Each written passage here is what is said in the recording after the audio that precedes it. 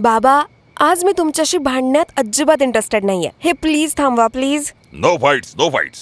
Great. मग एक compromise सौदा करूयात. पाहिलंत, झांबियाच्या एका टेलिफोन कॉलने नकाशाच बदलून टाकला. मग काय मागायचंय? जास्त काही नाहीये, फक्त एक मोबाईल फोन द्या मला. सांगितलं ना, फार महाग सौदा नाहीये, फक्त एक मोबाईल फोन. हा, म्हणजे मग तू त्या उन्हाळ अविनाश सोबत जेव्हा वाटेल जिथे वाटेल तेव्हा बोलू शकशील. जर मी एक प्रश्न विचारला तर वाईट नाही वाटणार ना? आज मला तुमच्या कुठल्याही गोष्टीचं वाईट वाटणार नाही. विचारा. तुम्ही पुरुष लोक संपत्ती आणि वर्चस्वाला एवढं महत्व का देता? कारण या दुनियेत त्याचीच इज्जत केली जाते ज्याच्याकडे पैसा आहे, ताकद आहे. आता या वायफळ वादात पडून काय फायदा? आपल्याला याहीपेक्षा महत्वाच्या गोष्टींवर बोलायचं आहे. ऐका, काहीच दिवसांमध्ये नील इथे येणार आहे.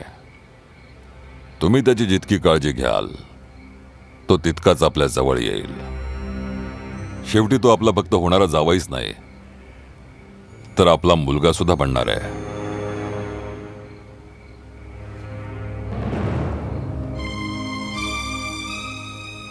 तुम्ही तर आम्हाला मुलगा देऊ शकला नाहीत, पण मला पूर्ण विश्वास आहे की नील आमच्या आयुष्यातली ही कमतरता नक्की भरून काढेल.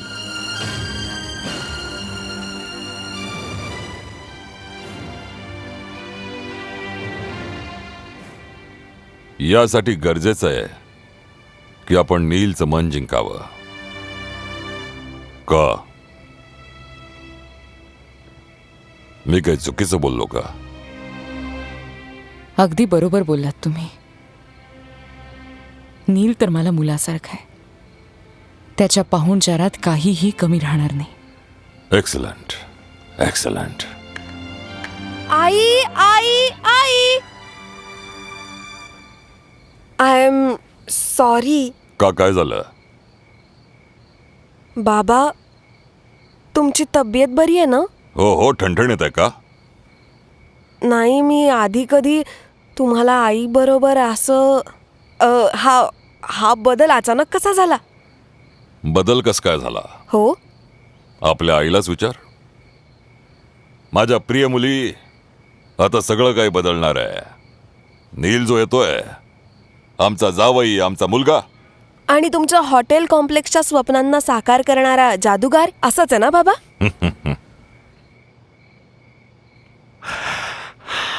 श्यामली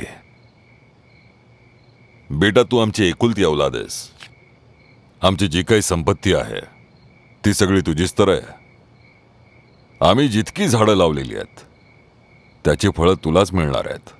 बेटा, शेवटी मी तुझा बाप आहे, पण खंत या गोष्टीची आहे की आजपर्यंत तू आपल्या बापाला समजून घेण्याचा प्रयत्न नाही केलास. बाबा, आज मी तुमच्याशी भांडण्यात अजिबात इंटरेस्टेड नाहीये. हे प्लीज थांबवा please. No fights, no fights. Great. मग एक कॉम्प्रोमाइज सौदा करूयात. पाहिलंत, झांबियाच्या एका टेलिफोन कॉलने नकाशाच बदलून टाकला. मग काय मागायचंय? जास्त काही नाहीये, फक्त एक मोबाईल फोन द्या मला. सांगितलं ना, फार महाग सौदा नाहीये, फक्त एक मोबाईल फोन. हा, म्हणजे मग तू त्या उन्हाळ अविनाश सोबत जेव्हा वाटेल जिथे वाटेल तेव्हा बोलू शकशील.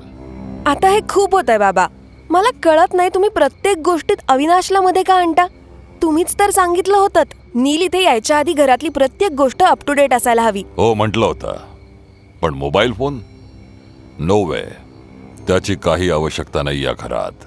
बाबा, तुम्हाला काय वाटतं की नील जेव्हा इथे येईल तेव्हा प्रत्येक फोन अटेंड करायला आणि आपल्या कॉन्टॅक्टशी संपर्क करायला दररोज तुमच्या या महालाच्या मोठ्या मोठ्या पायऱ्या चढत उतरत बसेल?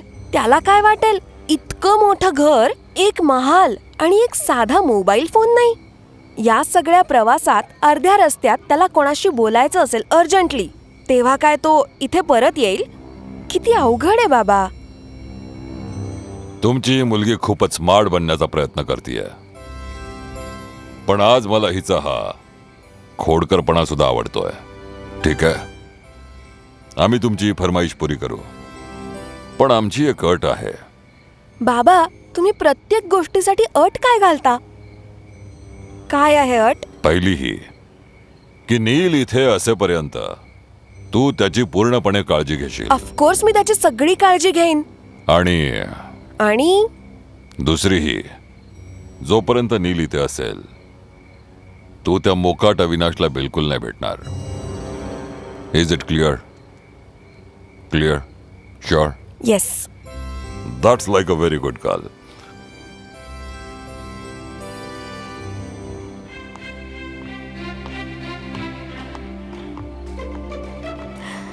मजा तर तेव्हाच येईल जेव्हा नील इथे लँड करेल. हो नाही? अगं हळू बोल, ऐकते नाही ऐकत.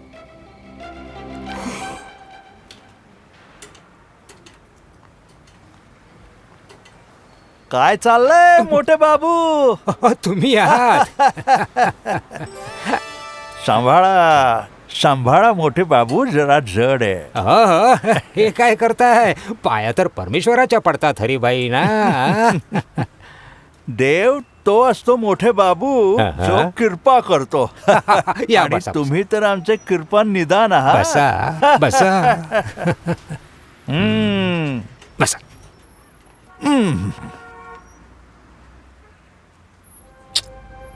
मोठे बाबू, तो वेडा इथे येणार आहे, तोच तो त्यांचा जनरल मॅनेजर. अहो येऊ तर द्या. त्याला इथे काहीच नाही मिळणार बघा.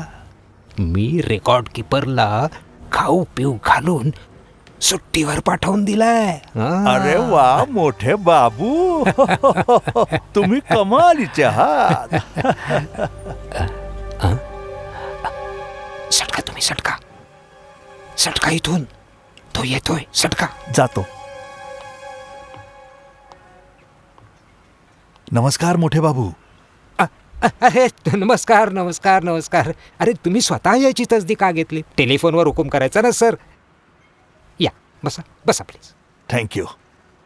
बसा.